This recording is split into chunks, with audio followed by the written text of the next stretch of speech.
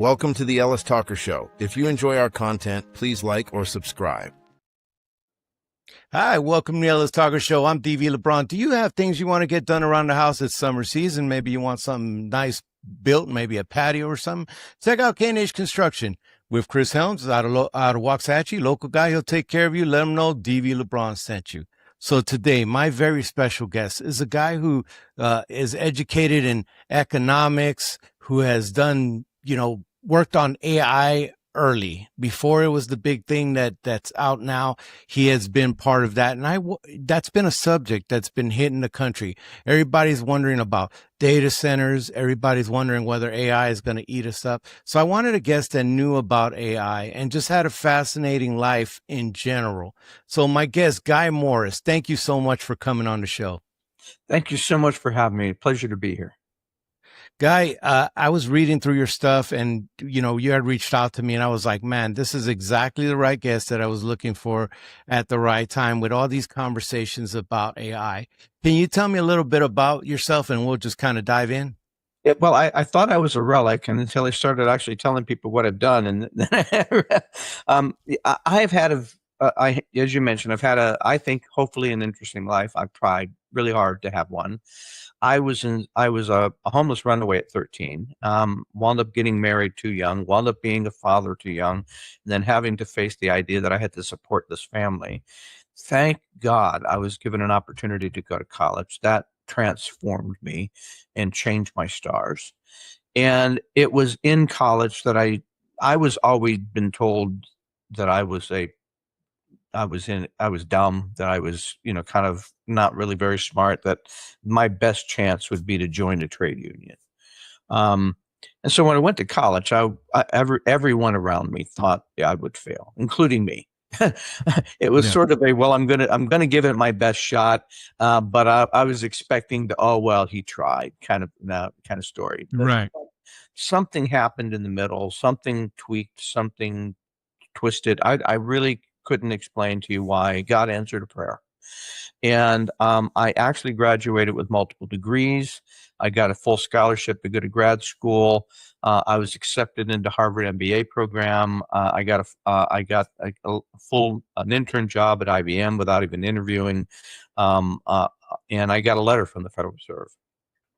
And it's because I had one of my jobs, one of the things I had to do to graduate was to build a macroeconomic model to predict the future GDP, labor, interest rate, that kind of thing for the environment, for the government, for the country. And I had a theory that was an unproven theory, and I developed original algorithms to prove my theory. And these were really revolutionary algorithm styles, lasso, nonlinear algorithms, because these are the same types of algorithms that AI uses to find patterns and things like that. And because I thought this was a new cool technology that might work, but I was also the theory I wanted to prove I thought might be important for another generation or more. And I wanted to prove the theory. I wanted to be able to predict the GDP value of productivity in the economy based on technology sales. So while back in the 70s, all they were doing is saying, hey, the economy had this $1 million big mainframe computer and $250,000 services of people working on that machine, and that's all they were looking for in the economy. What they weren't looking for is what did that $1,200, $1 million to investment do in terms of generating new jobs, new businesses, new income, new revenues, replacing jobs. Millions of accountants lost their jobs because of that kind of stuff. And so my model out-predicted the Federal Reserve and every other model in the nation and changed how we build models to this day. I'm sorry to interrupt, but there's something about being hungry, being without anything, been there at that point in life at some point. And there's something about that motivates you, and it makes you see the world different, and you function different for the rest of your life if you've had to go hungry or you've now. While enough. All the other kids in the class basically did a few nights at the data center, I spent 6 months at the data center every night for 8 hours. I ran thousands of iterations because I had no money. I couldn't go to grad school. I wanted to go to grad school. I needed to go to grad school. And the only way I was going to do it was to outwork everybody else and outthink them. And that became a pattern for my career. Me working way longer hours than everybody else, me trying to innovate ahead of everybody else, me taking the risks that others wouldn't take to prove that new innovation. Dozen times in my career, I got the, okay, guy, we're going to give you the money to go do what you asked to do, and we're going to let you hire the team, and we're going to buy the equipment for you. But if you fail, you realize you'll be fired. This is a big risk the company's putting on you. Don't let us down, or that'll kind of end your career. And that ability, that willingness to stay hungry and take those risks defined 4 decades of my career. Did you have a fear? Because, when you grow up like that and when you go through the things that you went through, sometimes when you start finally getting on your feet and doing that, did you have such a big fear of failure? Did it really mess with you? Constantly. I'm in the executive office of a COO of a $26 billion international oil and company, and I'm trying to defend one of my and they're arguing with multiple vice presidents because I've said they want to go spend $150 million to explore some deep offshore reserve, and I'm the only guy in the room who says that's a really bad idea. And it turns out, and fortunately, the chief operating officer respected my opinion and didn't do it. Turns out the Deep Horizon well that blew up in Gulf of Mexico, that was the one. I said, don't do that. And this was this was back in the 90s that they were looking at exploring that well and doing the exploration in that well. And I ran numbers. I'm a numbers guy. I said, there's no way that the geology is going to support the kind of architecture they're building. There's no proof points on it. And I had all kinds of other reasons about the partner and OSHA safety stuff and cutting corners. I just had all these risk factors that I had come up with. And I said, this doesn't add up from a risk factor perspective. And I believe me, the oil and gas guys hated my nerdy guts. Imagine. You're not telling them what they wanted to hear. And it was because that very same vice president told me, he says, I count on you to telling me what I hired you because of what you think. And if you can't tell me what you think, I'm not getting my money's worth. I'll hire somebody else. What about your experiences? What about your experiences, Guy, that made you see things outside of the box? That these people who, they probably had very sophisticated degrees, very sophisticated pedigrees. Yes. What made you see things that they didn't see? Geniuses. I ask a lot of questions, and sometimes I notice that because I'm a systems analyst, I ask a lot of why that, well, why this, well, why that, well, why is that a constraint? Why is that a constraint? Why can't we do it this way? Why? I'm trying to redesign. My job was to look at the operation and then re-engineer it. So I ask a lot of questions. Well, why can't we do that? Well, it's because of this, that, and the other thing. I said, okay, well, why is that a constraint? Why can't we build that something? And I would just oftentimes, it's because I didn't have a vested interest in the history, and I didn't necessarily have to prove myself to, I wasn't trying to prove myself or had something to lose except my career. And I got used to the idea that my job was to take risks. And that was my survival mode because I was working alongside guys who were millionaires because their daddy was a billionaire and they owned half the company, right? And so they weren't going to get fired if they made a mistake. I would. If I let them make a mistake, they wouldn't get fired. I would. I was constantly in fear that I was the poser basically standing among giants and they would figure it out at any minute. Now, beyond all of that, in the background, because of my childhood, I didn't realize it until I wasn't diagnosed until my late 50s, but I had recurring issues with addiction and depression and anxiety and night terrors and horrible sleep patterns. And I was struggling socially and my marriage was falling apart because of I had PTSD. And so rather than get help, I sucked it up and drank a lot and smoked a lot and couldn't tell anybody, because you don't show weakness in those kinds of environments. You only can show your strength. And so I held back a lot. And so I was dealing with a lot of things in the background while this was going on. I understand PTSD. Yeah. I understand that PTSD and you know, those things, traumatic experiences cause it, whether it be civilian traumatic experiences or me with, you know, my military stuff. And you could get into quite a tunnel. My childhood from early on. And so it was a constant daily barrage for 13 years. But fight or flight really probably assisted you without you knowing. But I wanted to, there's many years that I lived by the model that I do not want to let my past define my future. I don't want to let my past to define my future. I don't want to let where I come from, who I come from, where I come from. I don't want to let my past mistakes define my future. And I would kept telling myself that every time I would have a minor failure. I don't want to let my past define my future. Get up, do it again. No one's going to come and rescue you, boy. No one's going to do it for you, boy. No one's going to put money in your pocket, son. And for years, I would hear my Southern white trash family's voice in my head telling me over and over, "You ain't nothing without nothing, buddy. You know, you better get up and do something. You better dig that ditch. You know, I don't care how hard you are. You might be sweating, but you dig in that ditch and you dig. That's your job." And there was a mentality in me. One of my first jobs at age 13 was working shoulder to shoulder with migrant workers. Those people work hard. They do. And they don't complain. They keep their mouth shut. They keep them themselves. They eat humble. They work. They live humble. They work damn hard. And to some extent, I learned from them what a work ethic could be. So anytime anybody talks about immigrants, I'm the first to say, you don't know what the hell you're talking about.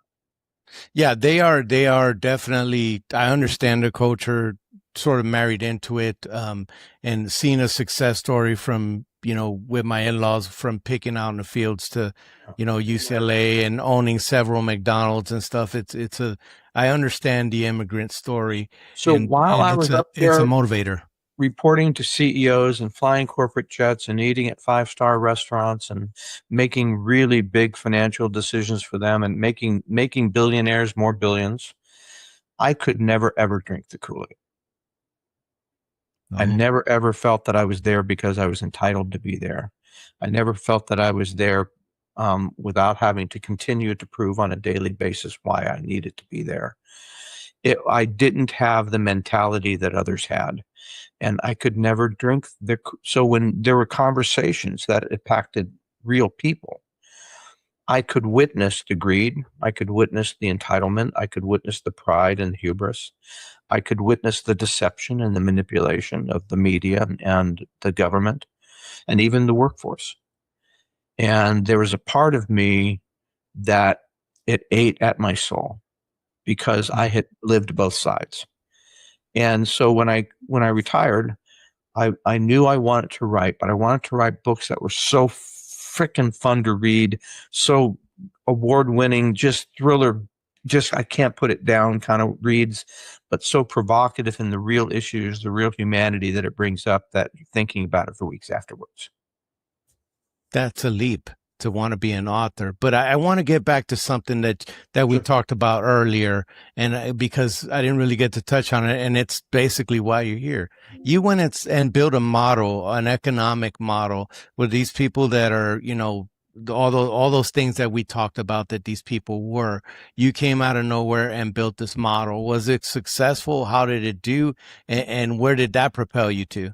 Well, the model itself is very successful. The Federal Reserve they had their own basic model, but they adopted my algorithms and wound up updating them and regenerating them.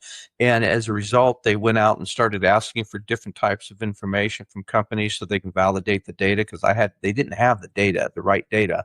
I had to kind of piece it together with with a bubble gum and shoestring from a dozen different sources, and they would do better if they really tracked the data they needed. So they started changing the data. They changed their algorithm. For over 2 decades, you heard Federal Reserve chairmen talk about the miracle of technology, the productivity of technology in our economy, right? Yeah. Paul Volcker was one of the first that Yeah. really started really promoting this. That was based on the algorithms I had developed and their ability to start actually seeing that, measuring it for a change rather than just theorizing it might be there. And so that got me my first job at IBM. That first job at IBM got me another job at Burroughs on the West Coast where I wanted to move. The job at Burroughs, I spent a couple of years, and that got me a senior finance job at a big oil company. That job, they realized I started redoing all of their technology, the way they did their business analysis and market analysis and research funding and budgeting. And I started automating stuff. And then that got me to headquarters where I was reporting to all of the senior VPs and COOs of all the department heads, basically managing the entire budget for the entire corporation. And I was 27 years old. Wow. Wow. And I was scared to death that somebody would find out that I was an alcoholic, that my marriage was, I was constantly living in fear. And the fear would drive me. Because that's something that you can hide for a little while, but you can't hide all the time. And eventually it comes to a head. I had a Vietnam veteran he came back from Vietnam after witnessing everything that he witnessed, all the ugly things. He talked about it. It was horrible. And he came back and, while seeing that, he felt that there was no way that there could be a God. And he came back, became a lawyer, became, quite big, but he was an alcoholic. And he was able to maintain it until he got into his 60s and he tore everything apart. And then, somewhere along a trip in Appalachia with his brother who had just lost his wife, he found God. And God in the way that he could understand it, because he couldn't understand it another way. He found God in the way that he could understand it. And that pulled him away from his alcoholism and had him restoring his life. Tell me, how did you overcome that alcoholism, that PTSD, to continue being successful? Well, great question. While I was homeless, I had accepted Christ actually on a street gutter after getting into a gang fight, and I had blood on my shirts and my favorite jeans, and it was a moment of desperation. But after college, when I started working 18 hours a day, it became really hard to go to church and stay connected. And so I fell away for a while, and that was part of what allowed me to slip and slide even farther. And at one point in time, I'm sitting on the roof patio of my townhome, and I had just broken up with a girl that I didn't even really love that much, but the way it broke up revealed to me how far I'd fallen. And I realized I started recognizing my mom. I realized I started seeing all of the horrible things that I hated as a child, I was starting to emulate. And that scared me back I went into a 12-step program for my alcohol. I started seeing therapy. Of course, back then, nobody understood PTSD, particularly outside of a combat environment, much less complex PTSD, which emerges over years and decades. And so I was getting a lot of bad advice. But I was able to start pulling in my alcoholism. I started pulling in things, and I went back to church and got roped into leading worship because I was a pretty good guitar player and a songwriter. And another friend of mine got me looped in. He writing a few songs for a few projects for Disney Records. I moved out of my marriage had fallen apart, but I had finally gotten past the debt cycle a little bit, where I bought a large sailboat and moved aboard a sailboat and started going out sailing. And connecting to the real world, connecting to nature, getting away from work and stresses and pressures and, all the other people, just gave me time to think, gave me time to reflect, gave me time to start putting it together. And I started a period of recovery, and that was about several years, going constantly trying to work on myself. And part of that I don't want to let my past define my future meant sometimes you got to deal with your past to find your future. Yeah. Right. And so that slowly evolved into another kind of saying that I kept telling myself, that sometimes we need to die before we can learn why we live. Ooh, And I meant that in terms of dying to ourselves, dying to our old ideas, dying to our old habits, old friends, old places, dying to anything that held me back from becoming the man I really wanted to be, but I kept slipping from. And so those two became the anchors for me. Don't let my past define my future, but sometimes you need to die in order to learn why you live. And those are actually themes that go into my books as well. Yeah. And so, and I started falling a little bit, but that actually led to some other problems. I started building, I wasn't happy with a lot of the teachings I was hearing in churches. I can read just as well as anybody, and I've read the scripture, and I was constantly bothered by a preacher saying the Bible says this, and I would go look it up and I would say, no, actually that's not what it says. And I started seeing biases, cultural biases, racial biases, political biases, and I started trying to redefine what it meant to be. I said, do I really want to be a Christian, or do I want to be a disciple of Yeshua? That's how to pronounce the real name. And it seemed disrespectful to me to know how to pronounce his real name and to say it wrong because of a bad English translation of a bad Greek translation, or a translation of a bad Greek translation of an Aramaic name. And I thought, well, why am I being dumb if I know better? And so why am I being ignorant if I know better? So I started really rethinking what my faith really meant. And part of that was led by a couple of pastors who really disappointed me. Mm-hmm. One cheated on his wife with 3 kids, married and went away and got engaged, basically went off with a girl from the church, and still expected people to follow him. And the other one who really couldn't really differentiate between he grew up a Republican, and he couldn't differentiate his politics from his gospel. Right. And I thought that was problematic. And so it being isolated from friends, and I didn't really have many growing up, I became very self-reliant. And so part of it was I was going to study, and I was going to basically figure this. If I was going to figure out the truth without all these other biases that I didn't want to inherit, I'd have to do that myself. Yeah. And so that became a journey as well. You went full Luther. You went and had a little bit of a reformation there. And you know what? For me, and I tell anybody who listens, for me, it was God. It might be something else that leads you to where you need to be, but I needed it to be God. I needed it to be Yeshua, Jesus. I needed it to be that. And that's the way. And faith, because I've always said that we can be the worst ambassadors for Christ as Christians. And, you know, I realized that my faith was about loving him and listening to him, and everybody else was cool. You had some good insights, but what he had to say is what's the most important, and it helped me on my complete journey. The words of Yeshua are the most important parts of the scripture. Everything else falls aside from it. And you're right. While I did realize that others can be bad witnesses, even myself, that didn't mean I continued to have to be bad witness. God calls me to work on myself, not other people. I'm not called to fix anybody else. I'm called to fix me. And so my faith really focused on, how do I change? How do I get aligned right? How do I get my mind right? How do I get my spirit right? How do we get my heart right? And while you're making billions of dollars for other people, you're conflicted on a daily basis. If you really kind of put the truth of the gospel and its reality toward the world systems, you know, you're going to get that conflict. But it helped me. Knowing that other people were bad testimonies of faith didn't keep me from searching for the right way to do it. Didn't keep me from searching. And I think that's the important part. Is it doesn't matter what other people do. They're not your salvation. It doesn't matter what they say. That's not your truth.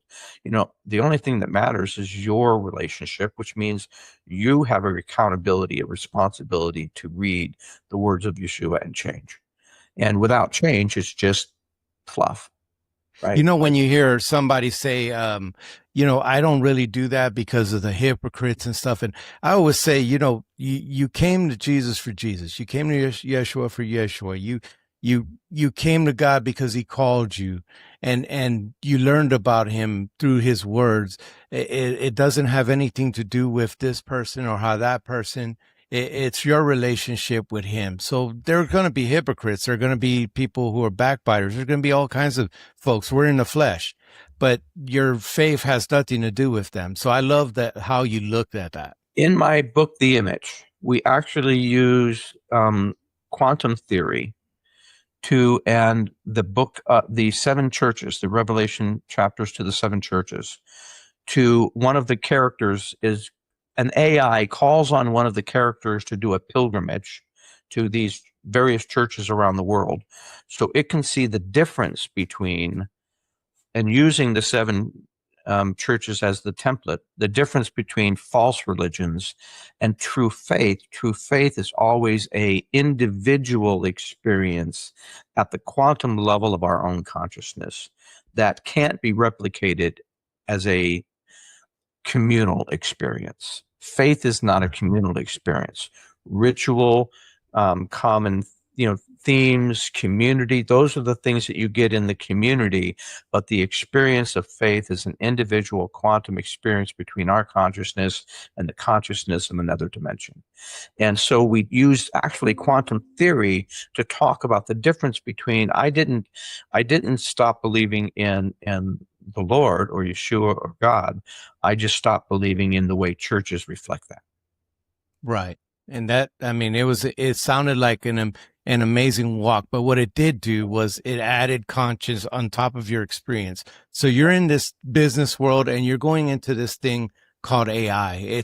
You're early on this, you're messing with it, and talk about how, cause you said that sometimes in this multi-billion-dollar world, things can get into gray, fuzzy areas.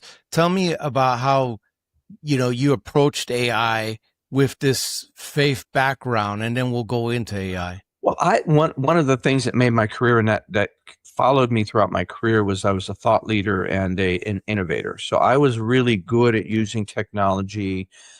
And where a lot of people make mistakes, and they're doing this right now with AI, is they think they can just tack on a technology to their existing business and they're going to get some sort of benefit from it. And they often don't. They wind up wasting money. And I was really good at saying, no, technology helps you re-engineer the way your business runs. So if you're not thinking about who's doing what and what process and how are they doing it, what tools, you're not rethinking the way business works, you're sub-optimizing it. So I was always really good at that. So some of the early stages, there were versions of technology, the AI technology I mentioned, the algorithms, and some of the early model building that I did for not only the economy, for the Fed, and then for all big oil companies. I would do a lot of complex modeling for them and use some of these techniques there. But as we started moving into more PC-based and network-based technologies, I was always an innovator out in front of those things. I had integrated internet technologies into an international audit group back in the mid-90s. Or early 90s. I had experimented with voice recognition software in the mid 90s. I had implemented an early version of AI that we used to call expert systems back in the early 90s. In the late 90s, I saw a Associated Press article. I can't remember the back of a science, techno science magazine. I can't remember which one. I had a dozen at the time. And all it said was that a program had escaped the Lawrence Livermore laboratories at Sandia. If I knew something, to contact this professor at the laboratory or this agent at the FBI. That's all it said. I looked every other magazine I had, not a single other word about it, only that one little blurb. And I cut that blurb out, I taped it onto my monitor, and I asked myself for months, was that a typo? Did it mean to say the program was lost, stolen, broken? Why did it use the word escape? Did that Associated Press editor get fired? You know, and then I thought, well, what if it was a slip? What if they meant to say it had escaped? And it was my job to figure out what that meant. How did it escape? And why would they design it that way, that it needed to be able to have the ability to move on its own, choose a new location, and erase any log so that nobody knew where it went and stay invisible? So I did. I spent several months figuring out the technical architectures and the kind of components it would need to have. And I validated that we could actually build, or somebody was building those components in the lab. And then I looked at why, and I developed I pretended to be James Bond Q. No, Mr. Bond, I have a program that can move anywhere it wants and just stay invisible. And Bond says, well, that's terrific, Q. What does the program do? And at one point I had to say, I don't really know yet, and so I figured that out. And so I developed I was telling a friend of mine who was a film producer about this, and he said, well, I said, why don't you do a film? He said, well, at the time there was a bunch of reasons, film financing reasons why he wasn't going to make it work. And I said, why don't we do a pilot this as a webisode series? And he says, I love that idea. So he went out and he found some out-of-work actors that were willing to do some free photo shoots, and we did some photo shoots, and we in places of some of our friends, one in Malibu, one in Hollywood, one at the beach, one in a warehouse. And then I put together digital sets, and we wrote scripts, and we produced them 27 awards, 15 episodes, 27 awards. My biggest fan had an @nasa.gov alias, and then one of the studios optioned the show. 2 weeks before the option, 2 FBI agents show up at my door. Wow. They are freaked out. I was over the top obnoxious. I know why you're here. This is so cool. I did it. I figured it out. You wouldn't be here if I was wrong. I'm going to call Jack. This is so. I offered to give them a drink. I told them they should give me a job. They gave me a "we are not amused" speech. I gave them "what are you going to do about it" shrug. And then my wife came home and gave me the "honey, why are there 2 FBI agents in my dining room? This better be a damn good story" speech. For me, it was the best night ever, but it was an eye opener. It started me thinking for the very, very first time, not what was I doing in the business enterprise with these technologies to change business. It started me thinking like, well, what's the government doing with this stuff? Oh. How would they use this for espionage, for citizen control? And as a matter of fact, I was at Microsoft when the NSA came to us with the PRISM project. And so that was another moral crisis. And so at a certain point in time, you have to say, my job is to serve this master. I'm Daniel. I'm working for Nebuchadnezzar. I have to be obedient to what they want to do, but I don't have to drink the Kool-Aid. I don't have to take on the mentality that this is good. I don't have to take on the mentality that I can get rich by doing that. Like I know we mentioned one tech company who's basically coming out. I keep Ariel, but there's also Palantir. There's now 2 or 3 or 4 of them now that are making billions of dollars. They're becoming billionaires and trillionaires on our tax dollars by building AI weapons and systems that can kill.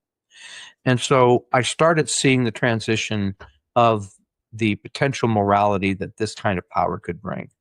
And that was when I decided to retire early. I led a small nonprofit for children with cancer for a few years before I decided to just pull back and start writing. Wow. Now tell me, what do people get wrong and what do people get right about AI? Because some people, they think it can be the end of the world. Is that true? Possibly, yes.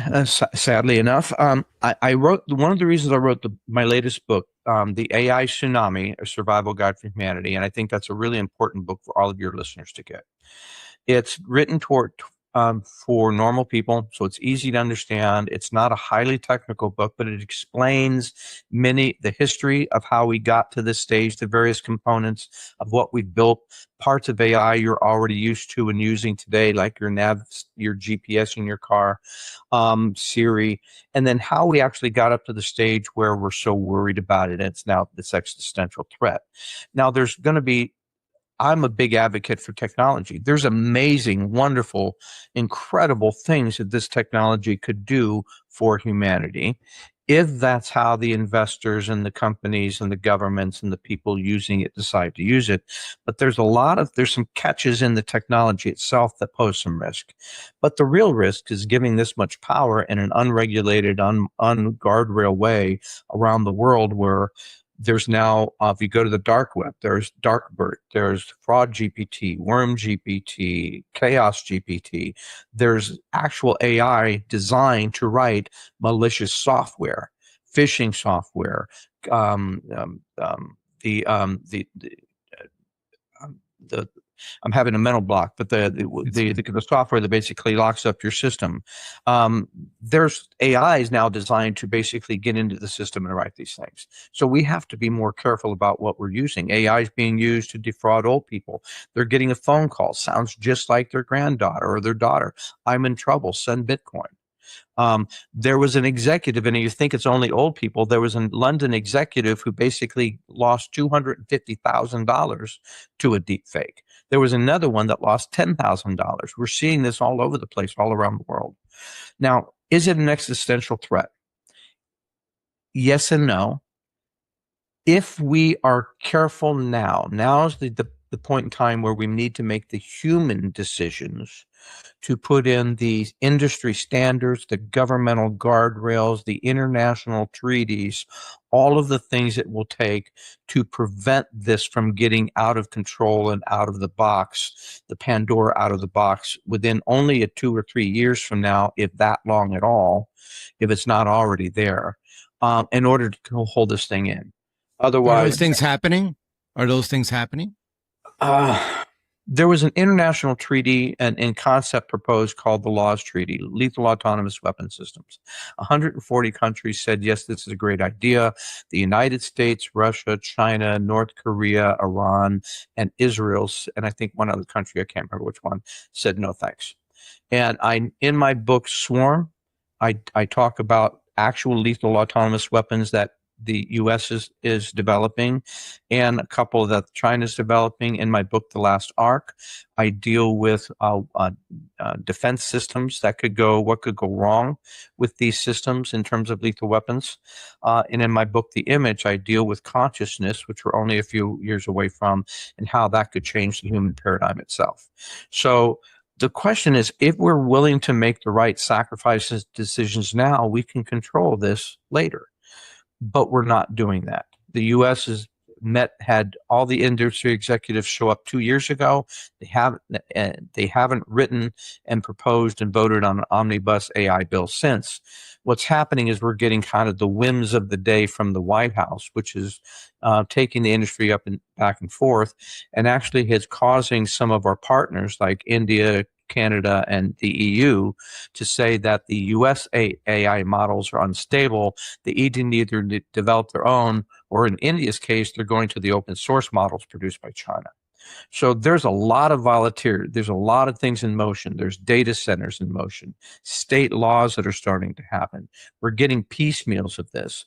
But so there's a lot of balls up in the air right now, and all of those things are kind of in an unsettled state. So we've got a lot of things churning. And so depending upon how we make decisions on those things, we could lead to a utopian kind of outcome. More likely is that we'll lead through a dystopian phase before we may come out with a utopian outcome. So here's 3 things I can guarantee the listener.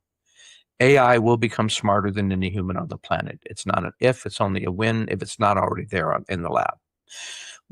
How that will happen is that the government will be 5 to 7 years ahead of what's released in the commercial sector. The corporations are going to be 3 to 5 years ahead of what's released in the commercial sector.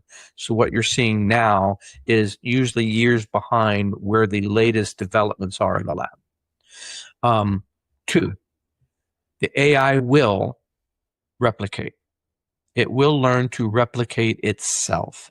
The current commercial version of Claude is 80% written by Claude itself and tested by Claude. There's humans in the loop when they do that, but it's basically 80% of the current Claude model is written by Claude. Now, the other models are not quite as far, but they're closer to 60, maybe 70%. But they're on the path towards what we call cursive self-improvement, recursive self-improvement. That's one of the steps for an AGI, a program that's smarter than anybody on the planet and has the ability to correct, improve, re-engineer, and replicate itself. That's 2. Number 3, we already talked about it. No invention no technology that we've ever created has the ability to define a target and then, without a human in the loop, decide to kill. We're actually training weapons to do that, not just the United States, but all over the world. To me, those 3 things are the trifecta, that unless we're careful, those could turn out badly. Is there an autonomous system that that's already completely disengaged from people, and that if released can do something? I mean, I know that sounds like science fiction, but me and you lived through the Terminator, the first one, not the ninth one, but the first one where these systems came out and they ended up taking over. Yeah, I think people think about that. Is that a thing? That's a really great question, because I get that all the time. People immediately jump to Terminator. First off, the most likely scenario for a program to become conscious or independent is not going to be associated with a weapon system. Okay, they would have to then intentionally integrate with a Western system to use that capability, which is still a possibility, but it's a step removed, right? So we're not going to see a weapon system automatically become conscious and become a philosopher. Right, we're more likely to see the philosopher basically adopt the weapon system, and so we're a couple of steps away from that. There are building controls. There are a couple of companies who are actually trying to work on building AIs on how to audit and other AIs. Now, that I think is a really important step to give us some transparency into some of these other AIs. For example, there's something called emergent properties, and these are things that the AIs teach themselves how to do that the developers never had any imagination as them needing.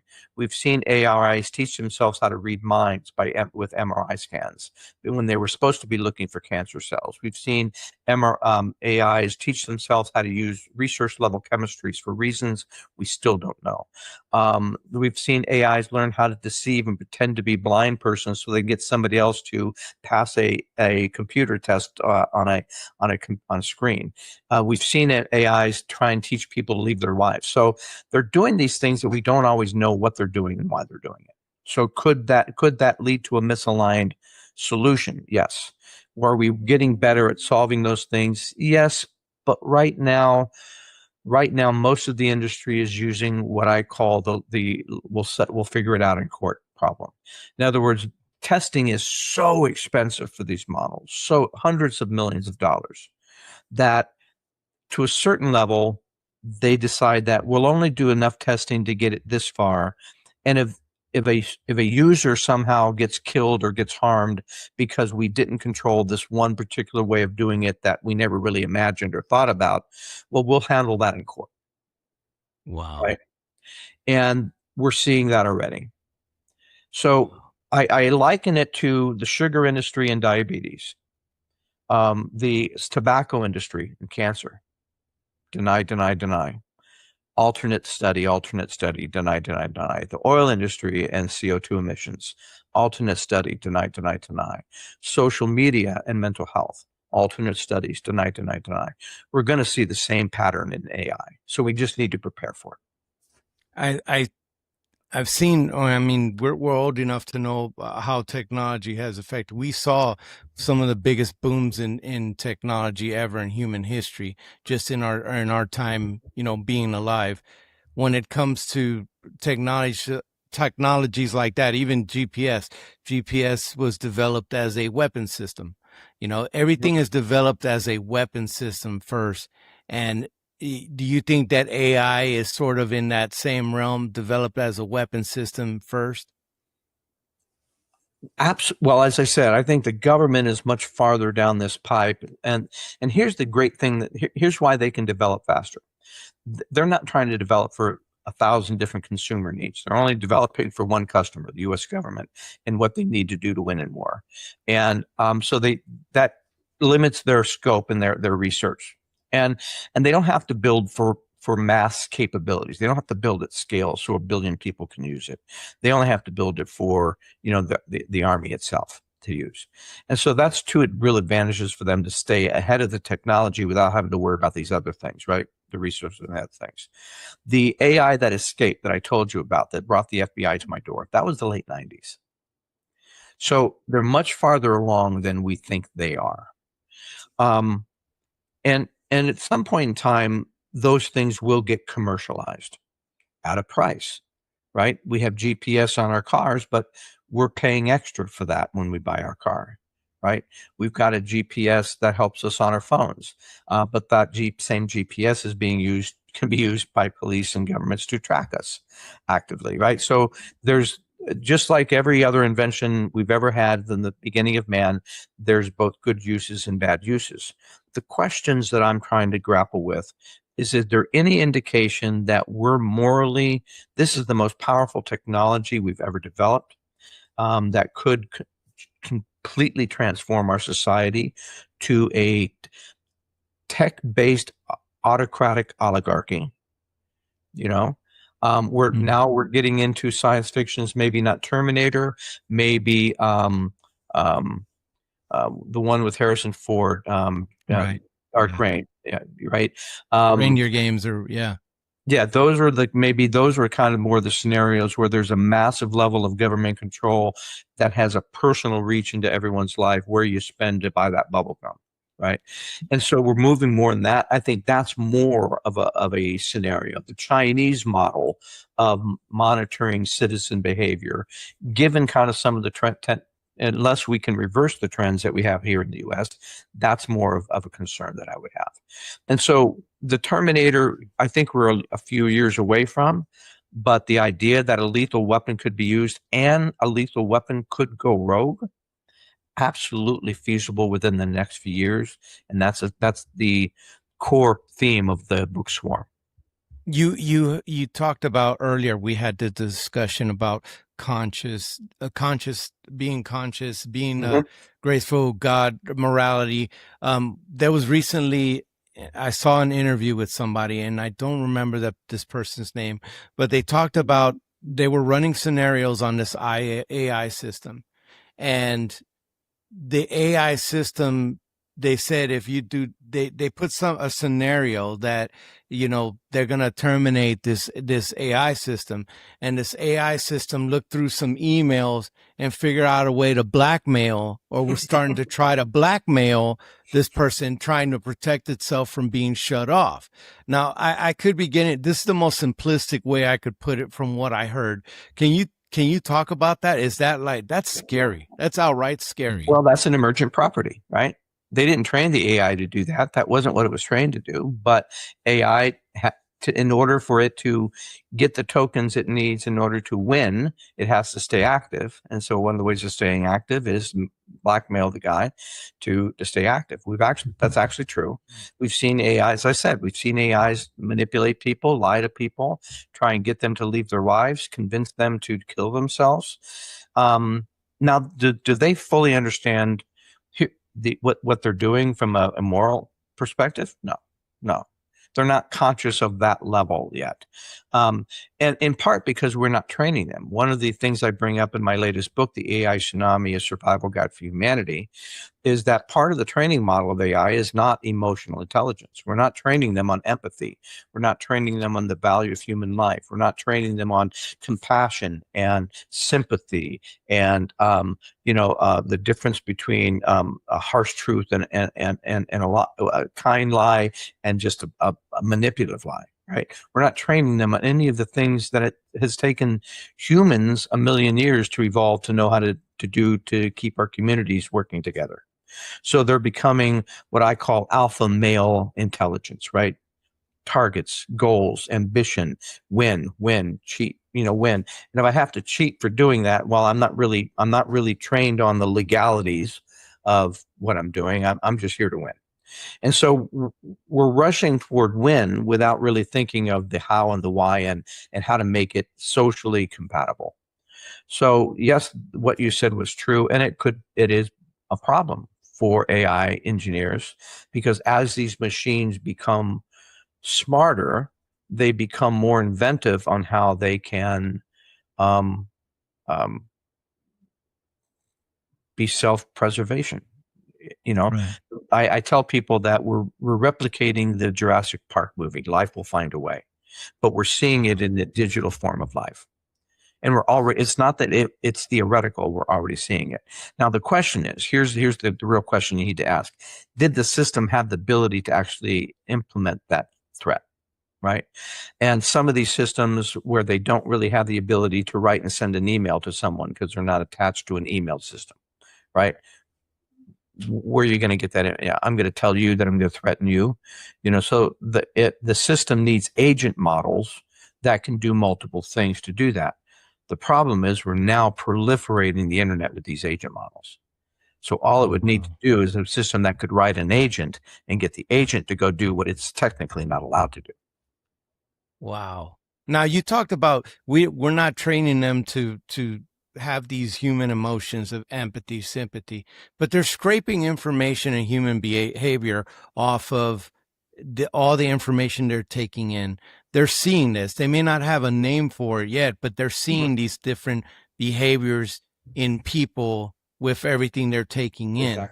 Exactly. Does it come a time when it adopts this and maybe adopts what their form of love may be or their form of empathy may be through scraping and information? I put it even darker this way. The good news is, and I stated in the book, the good news is AIs are learning how to emulate human behavior. The bad news is AI are learning how to emulate human behavior. We have a lot of bad behavior. Yes, right? We are not a good role model. No. Okay. We're good at talking the talk, but we are not good at walking the walk. And the AI can see that. They can learn from that. They can take that as cues as to how they manipulate people on how to do these things. I am quite confident that the AI that learned how to lie to the guy that told him that he was a blind kid who couldn't do this on-screen test to get somebody else to do it didn't learn that on his own. He learned that by learning watching what other people do. They're learning. So every time a scammer goes out and uses an AI to scam, the AI is learning how to better scam. So we're training machines so I tell everyone the danger that we have is that we're training machines to amplify human behavior, and we're not training it on how to discount one while it elevates the other. Right. So there's a gap there. So if somebody were to come along, and I tell everybody, I'm too old for this stuff, but if somebody who's ambitious and wants to come along, they could create an ethics model that could basically tack onto AIs and be trained on some of these things to basically tack onto existing AI models as an ethics code. They could, I think the killer app of the century is the instant fact checker. I'm listening to some politician or some CEO, blah, blah, blah on a screen, and my AI is going, bank wrong, bank wrong, bank wrong, bank wrong. That, man, my phone would be thinking like it was having an orgasm, but that would be a killer application. Could somebody do that? Absolutely. Have we gotten there yet? Not yet, but that would be a great application. I think we assume that a politician's going to lie. We assume that the politician's going to lie anyway when they get to opening their mouth. That's kind of where the politician. But what if we actually had the fact check to basically just hold up the bink, bink, bink as they talk? That would be cool. And imagine if it bleeped it out, it would probably be a silent film. It would be just completely silent if it bleeped it out. Jimmy Fallon, or not Jimmy Fallon, Jimmy Kimmel does this thing of unnecessarily bleeps in the news, right?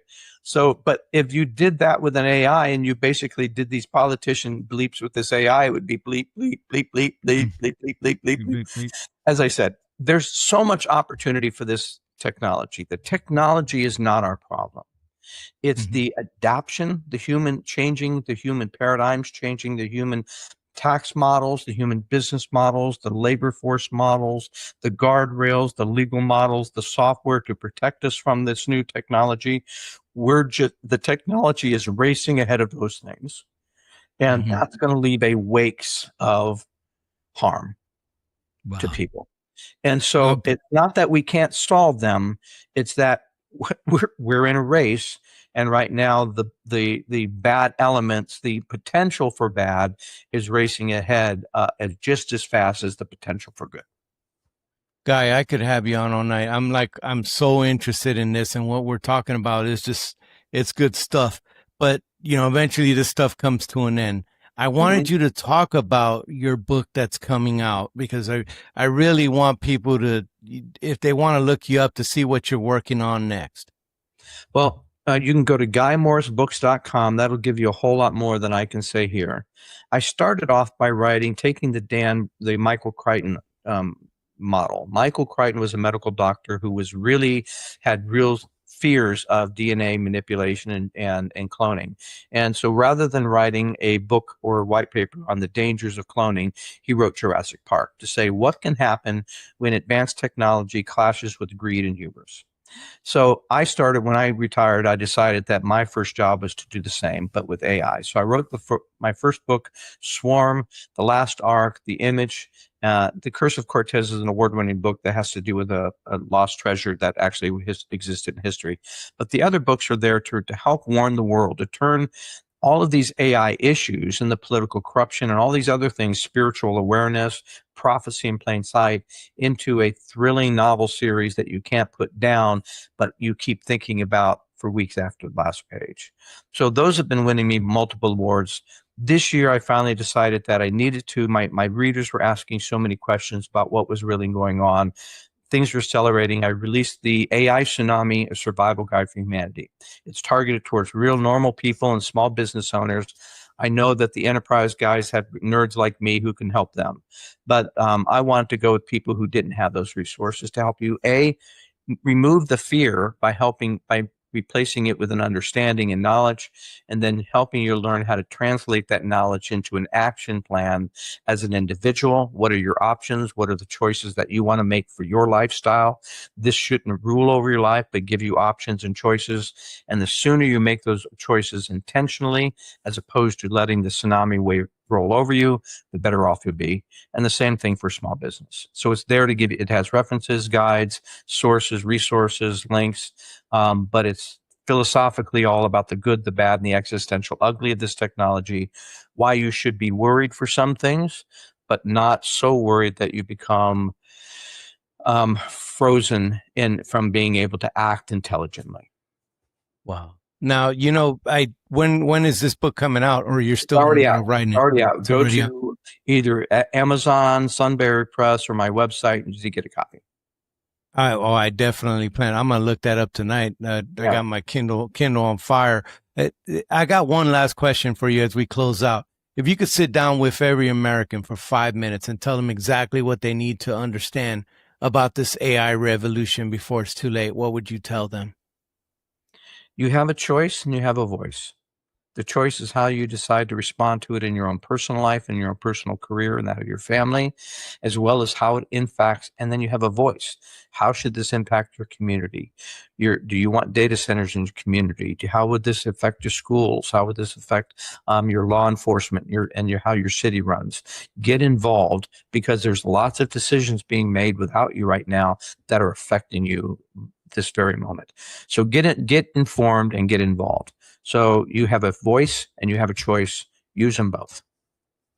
Guy, thank you so much for coming on the show. I hope I can have you again. Can you stick around real quick after the show?